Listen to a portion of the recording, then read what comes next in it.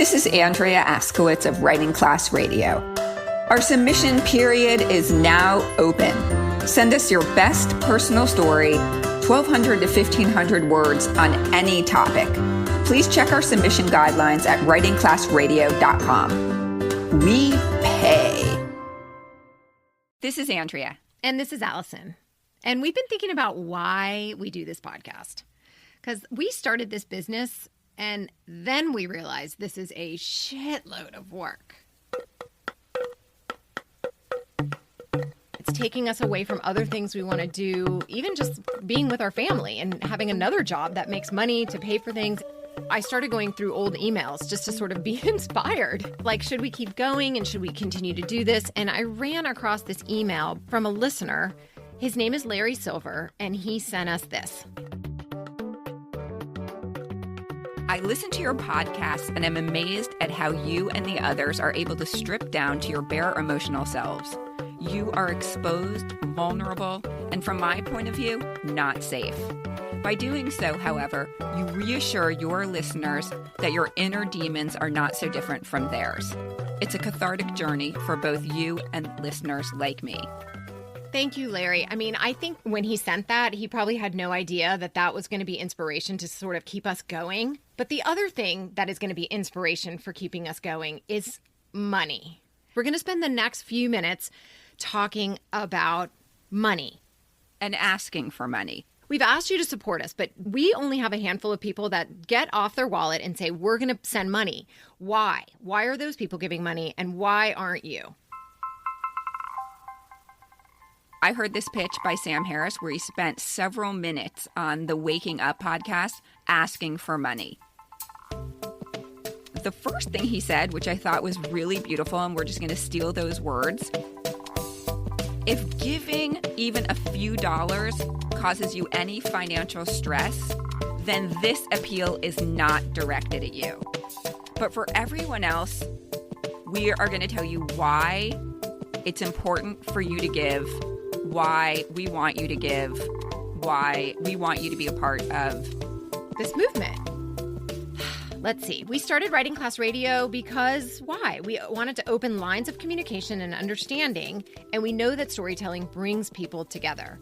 Here's the thing. What we're doing is we are now appealing to the people who are enjoying the stories that we put out and asking them to please value us and show us that they value us by donating.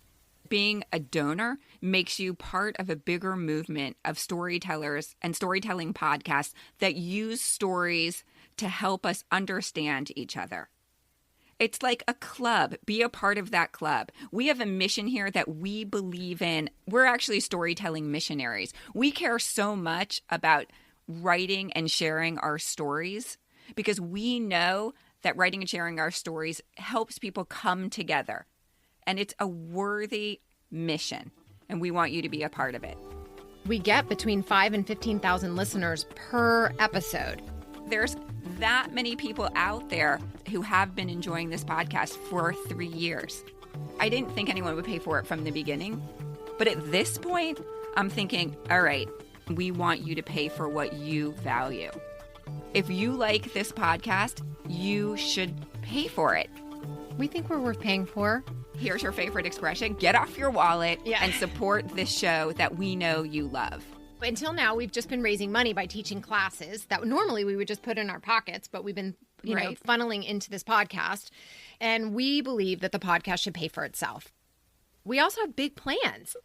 We want to do a whole prison series. Yeah. And we want to take the show on the road.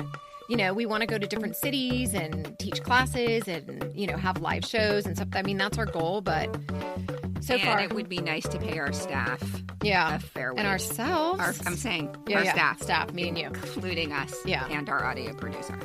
Talking about money is awkward, but we need it, and we want to keep this podcast going, and we really hope that you value us enough to go ahead and get on our website and click the donate button and make it happen for us. If you hear these stories and you feel less alone, that's what we're talking about. If that happens to you just the littlest bit, please support us. To the degree that you find us valuable, right? So if you go to the movies and, you know, you pay $14 to go see a movie, once a month, maybe send us $14, right? Yep. If you go get a pizza every week for your whole family, it's $25. I mean, just, something like that. If you get massages, if you go to spin class, whatever you find, whatever's in your wallet that you feel that isn't going to make a huge dent, we would like to be considered. I hope you find us valuable. And don't be like me, that person who thinks that everybody else is donating, so I don't have to, and that I click through it. Really, we need you to be the person who supports the things they love and value. So go to Writing Class Radio and hit the Support Us button.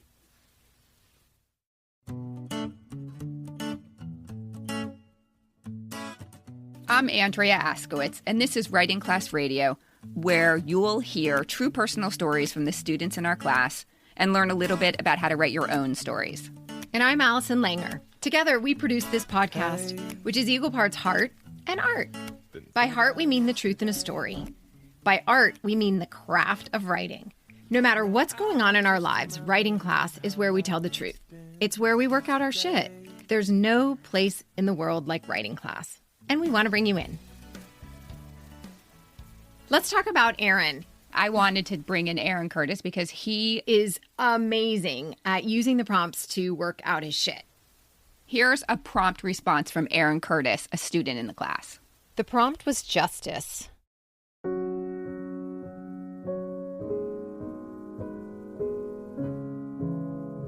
Nothing seems to be hitting in my addled brain. I need the prompts to surprise me into finding something I need to write about, because otherwise I'll push every hurt into the ground and pretend everything is fine. I'll write shallow and nothing will be unearthed or worked out. Or I'll turn it into fiction. It's easy to hide the truth in fiction. Justice. I don't want to have a pity party. No one said life was supposed to be fair. But fuck, how many nights did I sleep sitting up at hospital beds when Andy was sick? How often did I clean up vomit? Lug boxes of effluent for her dialysis? Switch our diets to whatever she needed to be healthy that month? Look past surgery scars and peritoneal tubes in her stomach and burst veins in her legs to see the beautiful woman she still was? I didn't do those things for cookies or praise. I did them because when you love someone, it's what you do. But God damn it.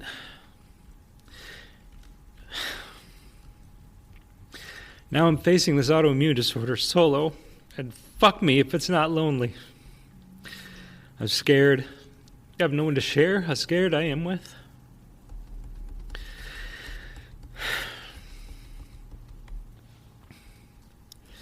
After taking in Andy's fear of end-stage renal failure, transplant, rejection, and all the times she got sick with infection, the seizures when she had an allergic reaction to the meds, fuck.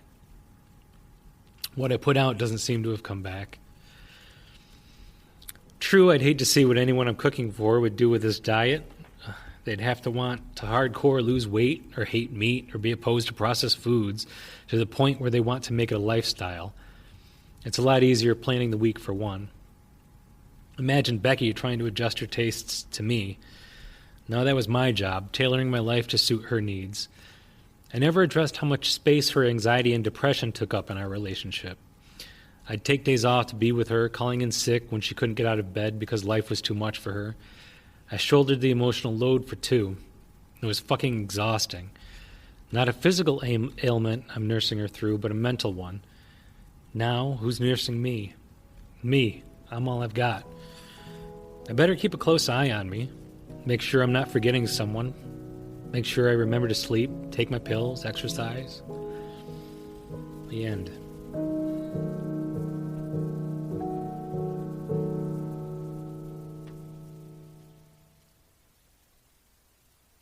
That was Aaron Curtis working out his shit through writing. Whew. Aaron's going through a second divorce. It doesn't really matter what the prompt is. If there's something on your mind, it's usually going to come out in writing class. This is our 50th episode and our last episode of season 5. Today we're talking about omitting needless words because who has time for people to go on and on and on and on? Well, it's funny that we would be talking about this because in class we're always asking for more. What do we want to know more about? right? I know. Everyone in class is always like, you asked for more. And then I'm like, cut that. Yeah. So, but it's funny because as we're writing, we're trying to figure out why we're writing this, right? Mm-hmm. So we keep putting in information, and when we get to the very end, we're hopefully have figured out why. Now we've got to go back and get rid of all the excess that doesn't belong in this story. I feel like omitting needless words is like, I just love that concept because a story that is written and published is crafted. It's a piece of art. I always talk about it as art, and I know you're like, you're so goofy about the art. No. But it is. Well, I have a very simple brain. And if there's too much information, I'm like, wait, am I supposed to pay attention to that or this? So I think getting out all the unnecessary tangents helps me understand better and stay focused on the things that matter. Exactly. Less is more in a story. Who was that guy who said, I didn't have time to write you a short letter, so I wrote you a long letter? Yeah. And that's Orson Welles. No, who was it? It wasn't. No, wait. It was, oh, shit. Oh, yeah, it was, I think it's, somebody sent us an email. It's this Blaise Pascal. He's a French mathematician, and he said, I have made this letter longer than usual because I lack the time to make it shorter. I love that. Yeah. Omit needless words. It's much harder to write succinctly than to just go on and on and on. And it's our job as writers to bring only what's necessary in a story. I like thinking about it like the way we just talked about it in terms of like the whole story. So sometimes there's like huge tangents, and we're going to show you these tangents. We're going to, I'm so excited for this episode because we're going to show you Allison's examples of writing tangents that really weren't necessary for the story. So that's the macro level, but there's also a micro level of thinking about omitting needless words, and that is sentence level. Mm-hmm. I get like a huge thrill. I do. I get a thrill out of sentences that are really tight. So Allison wrote a story called Why I Decided to Ignore the Judgy Snobs Like Me and Have My Babies on My Own. The story was published in the Washington Post August 31st, 2018, if you want to check it out. She's going to read her story, and then after we're going to talk about how she got her story into shape and how the story lost 1,500 words. Next up, a word from our sponsors. For anyone interested in improving your writing, First Draft, Weekly's writers group, is for you. It's Tuesdays, 12 to 1 Eastern time. It's a community. We come together to write for 30 minutes, share what we wrote, get feedback, and leave inspired. First session, always free. Otherwise, $35 a month. That gives you 8 full sessions a month. If you are interested in joining First Draft, jump on Patreon/Writing Class Radio. A famous writer called Allison Langer once said, "You'll never know how great your writing is unless you share it at First Draft." I love when you quote me. We're back. This is Andrea Askowitz, and this is Writing Class Radio. All right. So let's get to, so we have a great story that got chopped in half. All right, here goes. When I turned 36, my best friend Gallia, who was married with 3 kids, said I should have a child on my own. I'd been complaining about unavailable men and time running out. She reminded me of the one woman we knew in our town who had a baby on her own. That's not for me, I said. When I was in high school, I never had a doubt I would have the perfect husband and 2 children who looked just like us. I was definitely not that girl who has a baby alone. But as I got older and either I didn't like the guy or the guy didn't like me, I began to wonder if I'd end up alone and childless. At 34, I considered Match.com, but it was 2002 and online dating still felt pathetic, even dangerous. I went on a handful of dates, but I didn't meet anyone I wanted to see again. Gallia suggested I go to Starbucks every morning at the same time. I'm a coffee on the couch girl, in PJs with 2 graham crackers and nobody around. But I tried it. After 3 weeks and $60 less in my wallet, I gave up. Gallia suggested I train for a triathlon to meet athletic men. For months, I got up at 5 a.m. to swim, bike, and run. I met nobody. One day, I was on the driving range, and there was a guy wearing a Greensboro Fire Department t-shirt and surf shorts. He was tall, with ripped, rugged good looks. As he approached, I said, "You look like you're looking for trouble." He laughed. "I'm Frank." There was something about him that seemed familiar that went beyond his wavy blonde hair and mischievous green eyes. It turned out we had a friend in common. We spent the next day on our friend's boat, wrapped around each other. We didn't separate until he left town the following day. For weeks after, we talked on the phone and I fell insanely hard. After 4 weeks, I went to Greensboro to visit Frank. The day after I arrived, we played tennis. I was sure there had never been so much electricity on a tennis court. The next day, I met his daughter and envisioned driving her to first grade, preparing dinner for the family, kissing her goodnight. That night, I told him I loved him. I told him I'd never felt this way before. I told him I never wanted to leave and that I wanted kids. Soon. 2 weeks later, he bailed. Gallia showed up at my house with a bottle of wine and a phone number. Gallia is a matchmaker, so I thought she was trying to help me get over Frank by introducing me to somebody else. She wasn't. She knew how much I wanted to be a mom. She said, "It's time to call Dr. Thompson. She's a fertility specialist." "I told you," I said, "that's not for me. I want a husband, a dad for my kids." Gallia said, "You're 36. I said, "Having a child without a husband is for losers. I still have time." "Even if you fall in love tomorrow," she said, "it'll take time for the relationship to develop, to get married and have a child. And if the relationship doesn't work out, you'll be older and less fertile." "Whatever," I said, shrugging her off. "You want to have the same conversation at 40? Don't be so judgy. Why do you care what people think?" I laughed, feeling the effects of the wine, knowing she knew me better than anyone. Why do I care so much? "Do you really want to miss having a child because you're too afraid people will think that cute girl from high school is a loser?" The more we drank and talked, the more I realized I wasn't willing to gamble. I needed to do this now. By the time the wine was gone, I agreed to meet Dr. Thompson.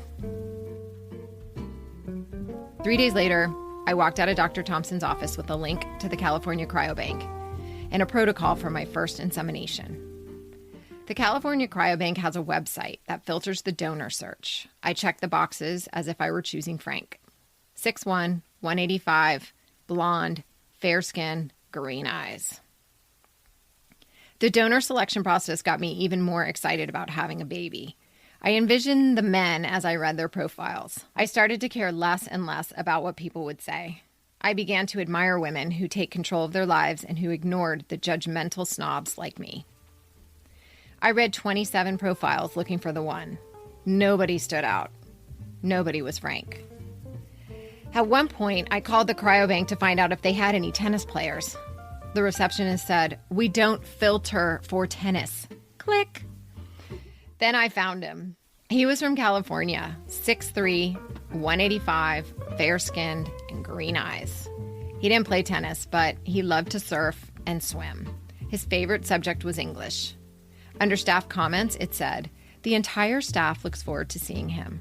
They said he made them laugh, was humble, kind, and easy to be around." I bought 10 vials for $350 each. A month later, I was inseminated. The first insemination didn't take. Dr. Thompson said, "It's only a 25% chance, just like sex." The second insemination resulted in an ectopic pregnancy, which felt like a sword fight in my belly. I was rushed into surgery. When I woke up, the embryo was gone. After the ectopic, I cried a lot and felt sorry for myself. I can't find a husband now. This? I was angry at the world, mad at my friends with husbands and babies, and irate. I had to wait 3 months before I could try again.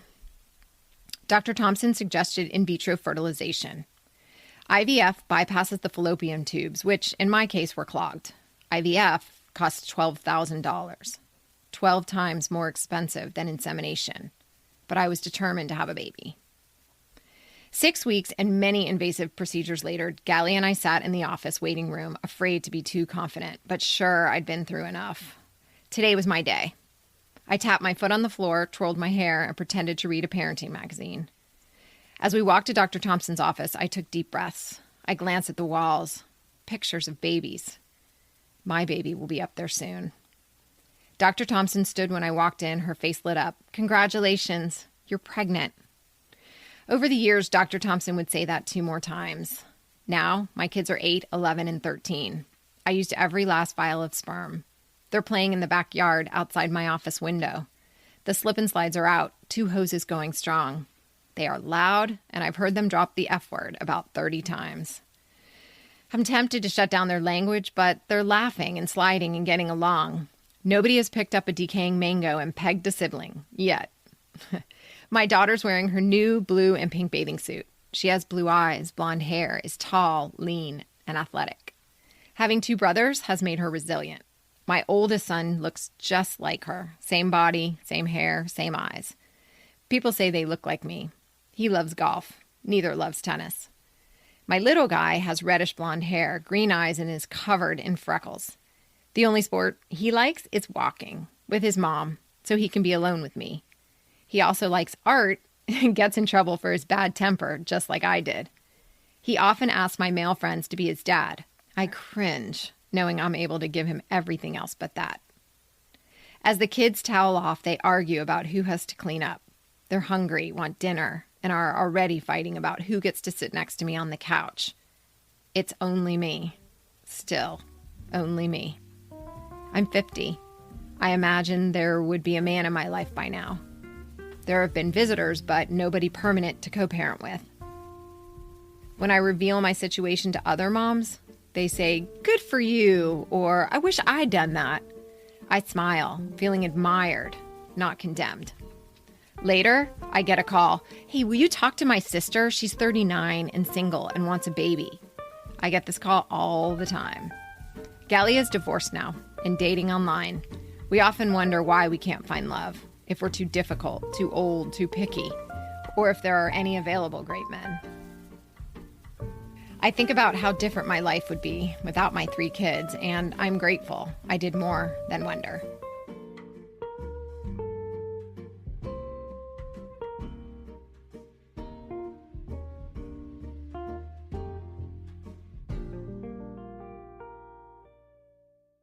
Good God. There's a couple things that the Washington Post put in that aren't necessarily my style, right? Minor changes. So you can't cuss, you can't refer to sex that much, But that's not really what we're talking about today on this episode. We're talking about omitting needless words and staying true to what the original story or what the story became. I feel like it's become very clear what the story is about, and it's in the title. It's how this narrator, Allison Langer, got over being a judgy bitch and went for it alone. And she had all these notions about what it meant to be a single mom, which was loser. The moment that I thought was the pivotal moment in the story was, will you read this line again? It was, I started to admire women. I started to care less and less about what people would say. I began to admire women who take control of their lives and who ignore the judgmental snobs like me. There was a real moment of change. There was like a moment of empowerment. That's what this story is about. The very original story had a lot more about the process. And I thought that this was a great balance of process. Like, we did learn what IVF is. We learned a little bit about picking a donor, what that is like. We learned a little bit about this narrator's past love life and, that scene telling Frank, like, I want to have a baby soon. Ugh, I know. That's heartbreaking. That's so it's sweet and vulnerable, and I love it. So when I first read it in class, they were like, well, tell us more about you and Frank, right? So I wrote this whole thing about how I had been in tennis matches before because I wanted to show how much tennis means to me in my life, Yeah. So, and then I had met all these people, but I had never, all that. And then I was losing hope until I met him. Right. And what would I say? Who cares about tennis? You probably. And then why do we care that you're a tennis player now? We don't care. And I wanted to say that, like, the person we knew was this guy's Frank's brother, and so I wanted to bring in that relationship and how we knew each other. And the lady was like, "Cut! We don't need that." Yeah. And then what happened when I was there in Greensboro about, like, what we traded Brussels sprout recipes and how a lot about our relationship. Cut. Right. Yeah. Okay. We took long walks in the woods. Lovely. Cut. Yeah. Yeah. Goodbye. I was like, there goes my whole relationship. Right. You're exactly, because your relationship needed to boil down to, I want to have kids soon. See ya. Yeah. That's all you needed. And then, of course, the donor process was just, I thought, like, so interesting. And I sent the piece to you and I go, I can't cut another word. And you're like, cut. Okay, so Allison has this piece. It's 3,000 words. And the editor at the Washington Post was like, I love this piece. It has to be 1,500 words. And then what'd you do? You cut 300 words. You still have to lose, whatever, 1,300 words. So I was like, hand it over. And I do want to tell you this. When I first read this story, I was bored by it. It was not my favorite story of yours because I didn't care about... You know why you don't care? Because I already know this story? You have done the same thing. But I would still care. I mean, lots of people love to be reflected back in other stories. It was bogged down with the other shit that I read what. Okay. So then wait, but I do want to say that I slashed and burned it to 1,500 words and it got published the next day. Okay. No. It says the donor selection process got me excited about having a baby. And then all this is in there and then I'm going to tell you what you put in its place.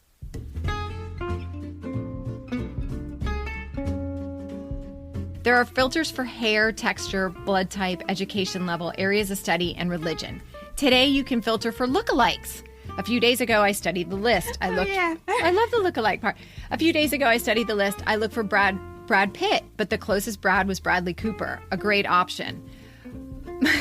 Better, actually. I saw Andre Agassi, Bill Gates, Benjamin Bratt, and their sperm cost $795. If you don't mind your baby looking like Chris Noth from Sex and the City, you can save a few hundred. Chris Noth lookalike received a degree in psychology, then went into teaching. Okay, so if this was a story about how funny it is to be picking a donor online and how you can choose what the donor looks like and how if you are okay with a not so cute donor, it's cheaper, then okay.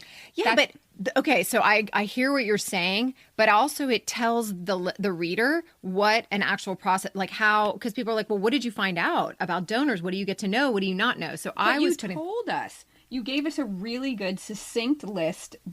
You said you picked, and you did it really well in the ultimate version, which was you were looking for a donor that reminded you of Frank. Right. That's all we need to know. We don't care about Sex and the City guy. Like, who cares? Okay. Anyway, you cross it all out and you put, I envisioned the men as I read their profiles. That's tell, not show. Okay. All right. So that's what I'm saying. But the point is that's a pretty good line. Yeah. Jesus. Okay, wait. So here's another thing I wanted to keep that you slashed. Oh, yeah. So start here. I bought the book Single Mothers by Choice and skipped to the chapter called Daddy Issues that included a section on what to say to people who said, aren't you even a little concerned about bringing a child into the world without a father? Of course I was. My dad's the most important in my life. Not being able to give my child a dad was heartbreaking, but I didn't think it was wrong. Okay, so that whole thing got cut out. And then if you go down and you look at the comments, they're like, what's wrong with this lady? She doesn't care that there's no dad. The story isn't about dad. It's not a discussion on, is a two-parent family better than a one-parent family? Does a kid need a dad? Like, it's just not about that. It's about getting over the judgment and doing it yourself. And then the whole part about my mom. I mean, if this were a book and we had a lot of space and time, I do think it is interesting because there are, and that's the whole point. That's the whole kind of difficulty in editing. It's not like any of these parts were not important or interesting a little bit, but they weren't essential to the ultimate story. When the paper came back and it was all my good stuff was gone, I was like, fuck her. Often when we receive big edits of things in our life that mattered so much and were so traumatic, it's very hard to let them go. Because the person who wrote the story thinks every detail is so important. Don't trust yourself. Trust your editor. You have to have a friend or an editor that's willing to listen, willing to hear, because it's almost too hard sometimes for us to see it and do it by ourselves. I'm glad to have been the guinea pig here. Thank you for listening. Yeah. And thank you, Allison, for sharing your story. Thank you, Aaron Curtis. You rock. Writing Class Radio is produced by Virginia Laura, Andrea Askowitz, and me, Allison Langer.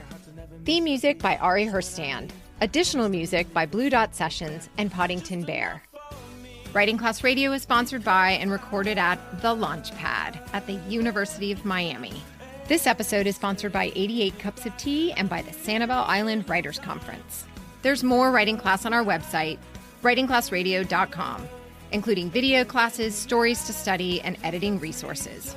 If you love this show and enjoy all the extras on our website, hit the support us button. We can't do it without you. We're serious about that, guys. Support Writing Class Radio. Please, if you we go appreciate to a it. movie once a week, that's $10 times 12, $120. We'll take it. Yeah, treat us like your movie. A new episode will drop the first Wednesday of every month. So look for us. There's no better way to understand ourselves and each other than by writing and sharing our stories. Everyone has a story. What's yours?